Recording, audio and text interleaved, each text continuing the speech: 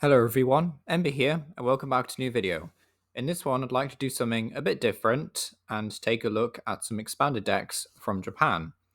So, expanded is a bit of a weird format to talk about just because there's not really a lot of support from it from the main developers. However, what I'd like to do in this video is just show off some really cool expanded decks that I found, either for returning or new players who are looking to get into the format. So, not every deck here will be super competitive for the format itself, they'll just be like slightly more casual, I guess. And since some of the staples are older, prices can vary between decks. So, I would obviously do a little bit of research on the prices of certain cards, if you're interested in playing expanded long term. But just something to bear in mind, because things can be quite expensive. Overall, though, let me know if there's any major errors here in the video. But this is mainly from a casual perspective, and I'm not looking to, make a list of the top 10 best decks in expanded. That's not really the purpose of this video, it's just to show off a lot of really cool ideas. So, yeah. First of all, though, I'd like to talk about this new Slowking deck that's coming around in Stellar Crown. So we don't actually have this available in the West just yet, but you can get most of the pieces now before the Slowkings themselves drop.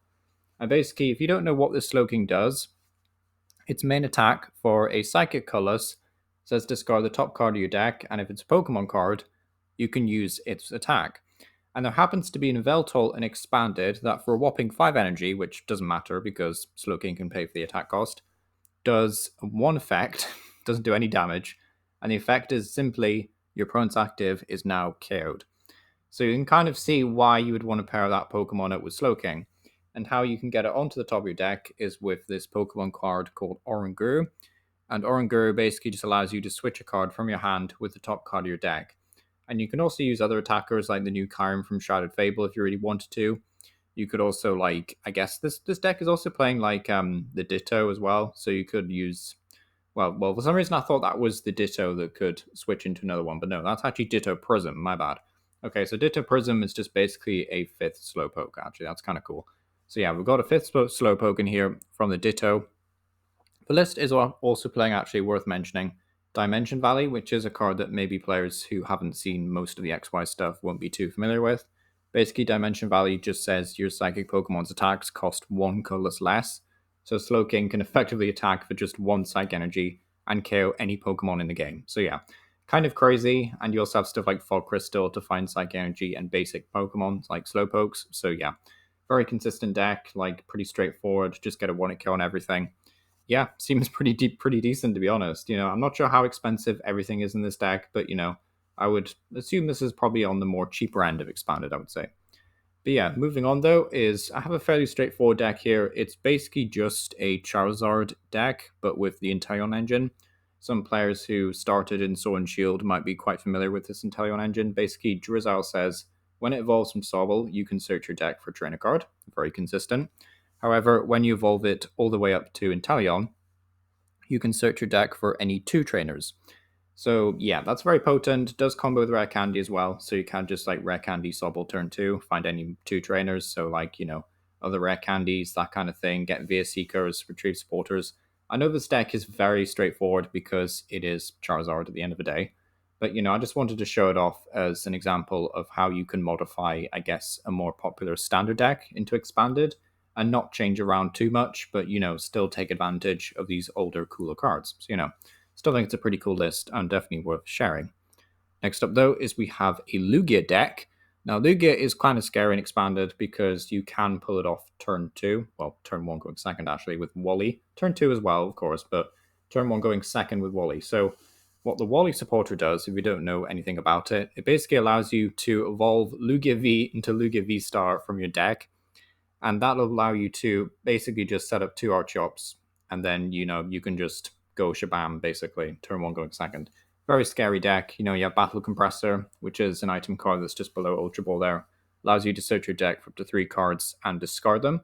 So you can basically just choose 2 Archeops and then a supporter card to VF Seeker later on in the game. So yeah, very, very powerful.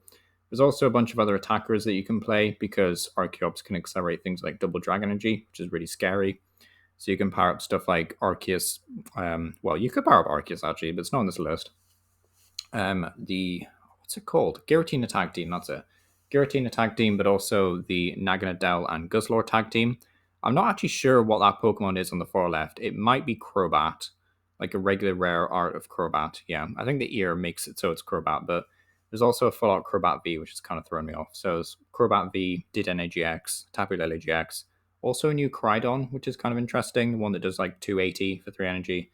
Could be okay, I guess. And then also the Kyurem to do the 110 spread to 3 of your opponent's Pokemon. So yeah, very cool deck. A lot of cool attackers. Just a lot of really big Pokemon that can, attack with the help of Archeops, I guess. So, it is cool though to see Lugia being useful and expanded. Next up, though, is we have a Dragapult deck, which I initially thought was a control deck. Like, I saw the Bunnelby, I saw the Vileplume, was like, oh yeah, this is a control deck. And then I looked down and I saw the Dragapult lines. And I was like, oh wait, this is a Dragapult / control deck. So you could use the control aspect. You got Bunnelby to mill some cards, but you also, on top of that, have the Vileplume, which basically just turns off item cards for both players. Very annoying.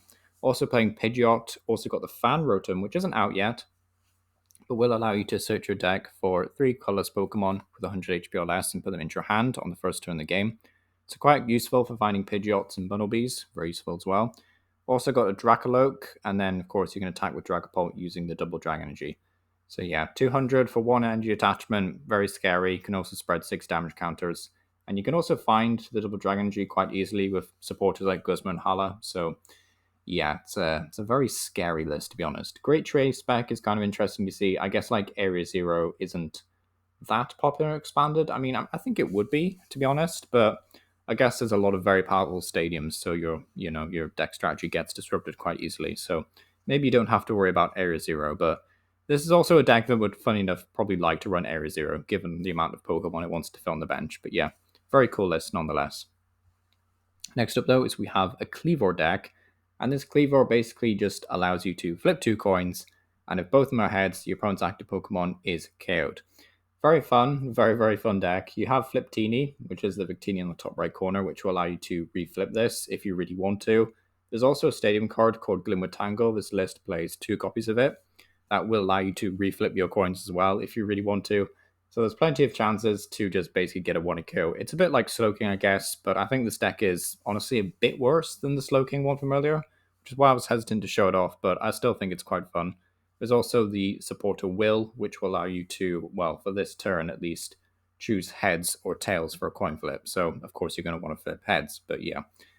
It's a very cool deck, but I don't think it's particularly great. It's one of those fun things, though, you can try out. You can also try a variant of this list out on the current expanded on TCG Live, because Glimwood Tangle was from the Sun and Moon era, so that's cool at the very least. But yeah, if you want the full Octillery engine, I guess, and everything else, then you will have to go to proper expanded. But, still a pretty cool list, I would say.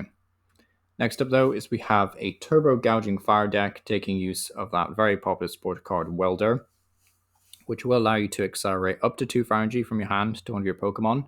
And if you do, you can draw 3 cards, which is disgusting. It's like one of the best supporters ever, really.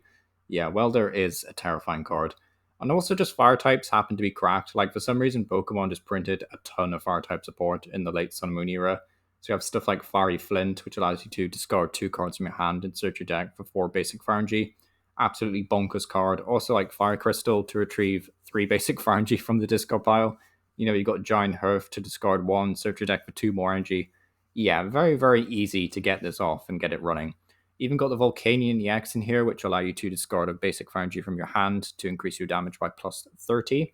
So if you really want to get a KO on, I guess even the likes of Charizard, really, it's not actually that hard to do with other modifiers. So yeah, it's a very, very scary kind of deck, but also fairly straightforward to play once you get the hang of sequencing energies and using Welder. So yeah, I'd say it's a very easy deck to play in that regard and quite a nice introduction to Expanded.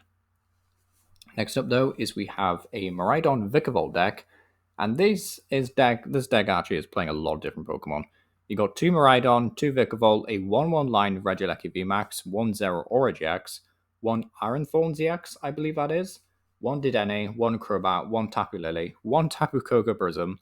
So, a lot of different options, but it's also playing a lot of items to help you, well, just have great synergy with these cards. Like 4 Electric Generators is what you'd expect, but also playing Max Elixir, which is a card that allows you to look at the top 6 cards of your deck and attach your basic energy you find there to one of your benched basic Pokemon, which is very helpful in this kind of deck. Also playing 4 copies of Electropower. If you somehow don't know what this card does, it basically just increases your lightning type damage by plus 30 for this turn. So very disgusting. This deck is definitely meant for the players who really like lightning and just fast, aggressive decks. If that's your playstyle, then this is the deck for you.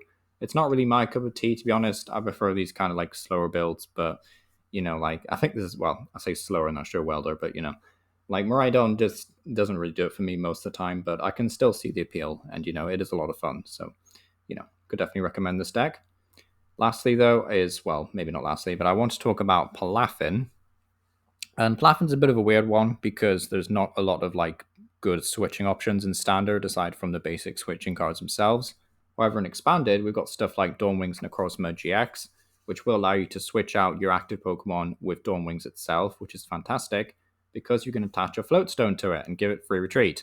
So basically, you just Dawnwings, put Palafin from the active onto your bench, put Dawnwings in the active, then use the float stone to free retreat it into Palafin again to swing for 250. So absolutely fantastic. And you could even use stuff like Max Potion in this deck. I don't think this list is playing Max Potion, but it might be actually. It's hard to tell in the top left corner there with the other Pokeballs and stuff. But yeah, Max Potion would be a nice option. Discard all energy, but also heal all damage. So you only take one energy to attack, so it might be a good option there. But do think Max Potion would be good here. But also playing 3 copies of Wobbuffet, which just turns off all the abilities for your opponent's Pokemon, which is quite funny. So, Wobbuffet's a nice option, but again, only in the active spot. But, could help you set up a bit, if you're trying to just get into the game. But yeah, a very cool deck, though. And, I'd be excited to try this one out personally at some point. Again, you could play a variation of this in current expanded, but I do think it would be a lot stronger with the other expanded stuff like Trainer's Mail and Dive Ball. So, yeah, pretty cool. Also, Floatstone. But yeah, thank you for watching. Let me know what you think down below if you're trying out any expanded or these decks, expanded in general, I guess, really, or any of these decks from this video. Expanded is a bit tricky to make content for, but let me know if it's something you should have more content for, really. Overall, expanded has a lot of potential as well, though, so I hope it gets more support in the future in general. But if you've got any questions about these lists, I know I've not gone over every single card, but if you do have any questions or like any queries about like what else could you play if you don't have this, that kind of thing, then of course do let me know. And yeah, thank you for watching.